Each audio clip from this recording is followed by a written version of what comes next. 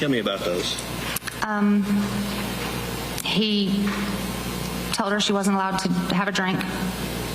And so probably the first month that we hung out, she would, if I had a glass of wine, she wouldn't touch it. She said he would get really angry. I object. Tell me about other examples you saw of his controlling behavior. He came over to the house and told her to come home. How often did that happen? Almost every time she came over to the house, if it was after dark. Okay. And did she do that?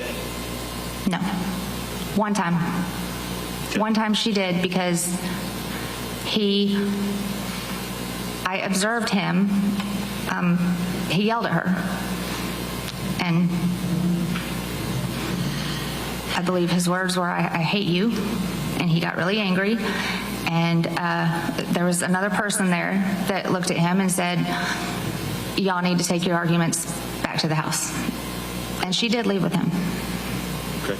So. And that happened more than once, that he would come to the house and tell her to come home? Yes.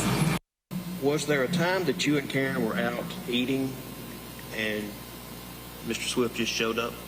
Yes. Tell me about that. We were eating at Applebee's. It was probably around 6, 7 o'clock. And it was me, her, and a couple other friends. And I looked up and I seen him walk in the back door of Applebee's. And he looked at me. I know he knows I seen him. And then he looked at her, and then he turned around and walked out. And I nudged her and I said, Karen, David's here. And she said, are you kidding? I said, no, I'm not. I said, I literally just watched him walk in and walk out. Okay. We continued to eat, and that's... How did you feel about that? I thought it was, well, typical. I thought it was typical. You started to talk to me about this just a minute ago, but I want to ask you a little bit more. Was there ever a time that you felt like you were being followed by Mr. Swift? Yes. Okay, and who was with you at that time? Karen was with me. Okay, tell me about that day. Where were you going? We had been together and just hanging out like women do, and she had an errand to run, and so she was with me in my car.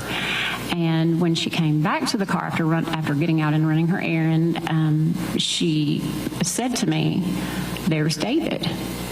And she had pointed out that he was at the far end of the parking lot facing us, hidden behind some other cars. Of course, I didn't see it at first.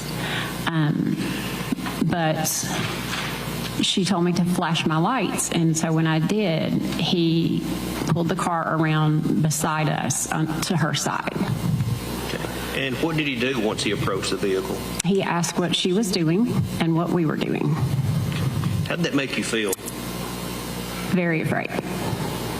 Afraid? Is that yes, afraid. Okay. And why were you afraid at that moment? I felt like the things that she had confided in me were very blatantly true. Okay. And do you remember when this was?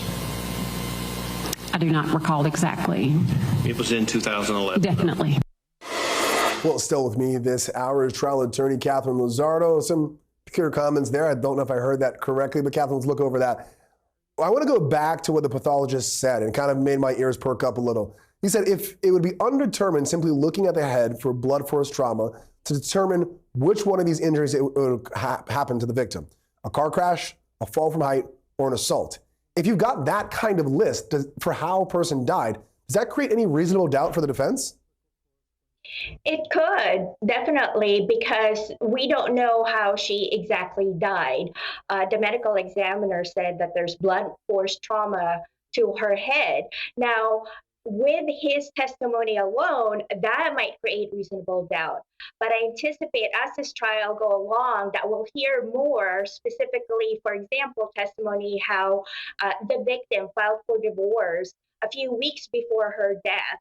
And now we just heard testimony from witnesses, the victim's friends, actually saying that they themselves felt afraid of the defendant for themselves and for their friend.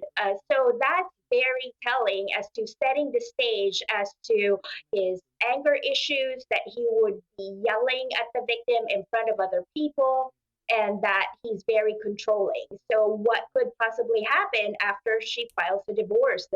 That would be the ticking time bomb for him to really go all out in terms of extreme anger against the victim here. Yeah, I can see prosecutors making the argument, if this is the type of behavior, the stalking, the anger he does when other people are around, what is he capable of doing when no one is around? That's could be very powerful. Well, we're going to take a quick break and we'll come back with more of the testimony out of this trial on the other side of the break.